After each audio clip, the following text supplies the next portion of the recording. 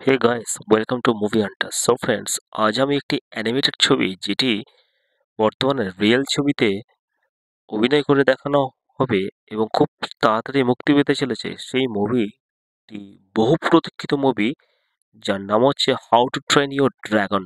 এই মুভিটি একটি ইংরেজি মুভি, সেটি নিয়ে বাংলায় আলোচনা করব। চলো শুরু করা যাক।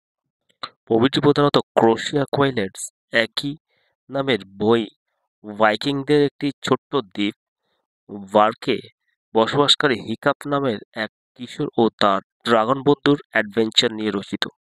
মুভির শুরুতে দেখা যায় যে বার্ক দ্বীপের মানুষরা দীর্ঘদিন ধরে ড্রাগনদের সঙ্গে লড়াই করে আসছে। ড্রাগনদের কারণে তাদের বাড়িঘর ধ্বংস হয়ে যায় এবং প্রাণীরাও মারা যায়। হিকাপ দ্বীপের নেতা স্টেইক দ্য ভাস্টের একমাত্র ছেলে। লড়াইয়ের অদক্ষ হলেও বুদ্ধিমান এবং ড্রাগনদের প্রতি তার একটি বিশেষ কৌতূহল রয়েছে। স্টোইক চান তার পুত্র হিকাপ যেন একজন শক্তিশালী যোদ্ধা হয়ে উঠতে পারে, কিন্তু তার দুর্বলতা এবং অদ্ভুত কাজের কারণে তাকে তুচ্ছ করা হয়।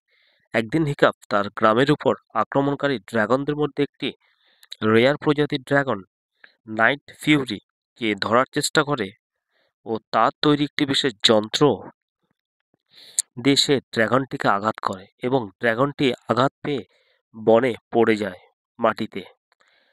ড্রাগনের সঙ্গে তার বন্ধুত্ব এই পর্বের অংশ। পরদিন হিকাপ বন বনে গিয়ে দেখতে পায় ড্রাগনটি আহত অবস্থায় পড়ে আছে। তবে তাকে মারার বদলে হিকাপ ছেড়ে দেন। ধীরে ধীরে তাদের মধ্যে একটি বিশ্বস্ত বন্ধুত্ব হয়ে ওঠে এবং হিকাপ বুঝতে পারে ড্রাগনটির লেজ ক্ষতিগ্রস্ত হওয়ায় এটি উঠতে পারছে না। সে তার বুদ্ধিও ব্যবহার করে ড্রাগনের জন্য একটি কৃত্রিম লেজ বানায় এবং তাকে যত্ন ও খাতির করতেও পারে যাতে সে খুব তাড়াতাড়ি সুস্থ হয়ে উঠবে। ড্রাগনটিও খুব তাড়াতাড়ি আরোগ্য লাভ করে এবং সুস্থ হয় এবং ড্রাগনটির সে একটি নতুন নাম দেয়, তার নাম হচ্ছে ট্রুথলেস।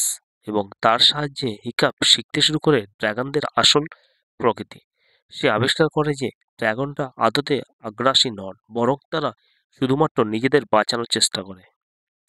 গ্রামে স্টোইক ঘোষণা করে দেয় যে যুবকদের ড্রাগনদের বিরুদ্ধে লড়াই শিখতে হবে।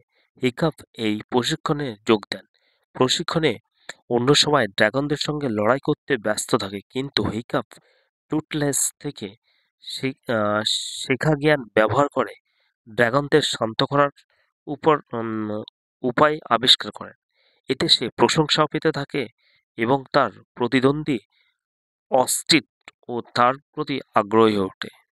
ক্রমান্বয়ে স্টোইক ও তার দল একটি ড্রাগনদের বাসস্থানের সন্ধান পায়, যেখানে বিশাল এক ড্রাগন অন্য সব ড্রাগনদেরকে শাসন করে। তারা থাকে যে এইটি ধ্বংস করলে ড্রাগনদের আক্রমণ বন্ধ হয়ে যাবে। অন্যদিকে অস্টিট হিকাপের সঙ্গে টুথলেসকে আবিষ্কার করে। প্রথমে রেগে গেলেও টুথলেসের সঙ্গে উড়ে বেড়ানোর অভিজ্ঞতা তাকে মুগ্ধ করে এবং সে বুঝতে পারে ড্রাগনটা আসলে হিংস্র নয়।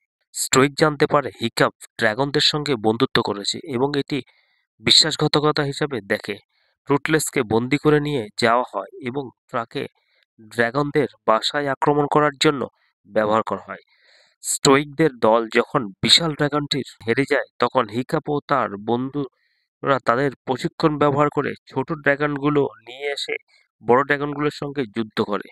ক্লাইম্যাক্স ছবির হিকাপ এবং টুথলেস একসঙ্গে লড়াই করে বিশাল ড্রাগনটিকে পরাস্ত করে। মুভিটির ক্লাইম্যাক্স শেষ হয় এবং এই মুভিতে দেখানো হয় ড্রাগন এবং মানুষদের ভালোবাসার রিয়েল সম্পর্ক।